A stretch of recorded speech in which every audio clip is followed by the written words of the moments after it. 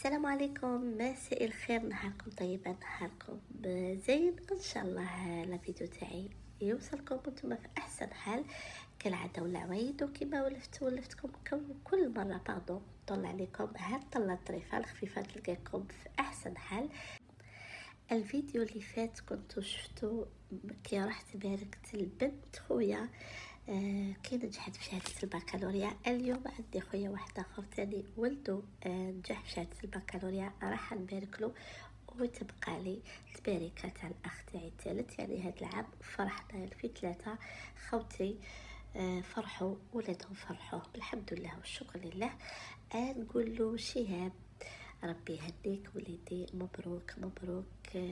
بني شهاب بدا شهادة البكالوريا ولا نجح في الباك، معدل يعني جميل جدا الحمد لله.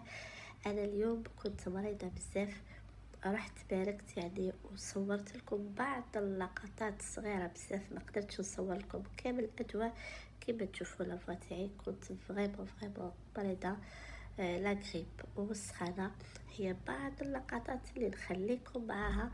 رحنا نباركوا ونروحوا العائلة تاعنا ما خلونيش نروح، يعني كنا قضينا لا جورني وبتنا حتى الغدوة من داك روحنا.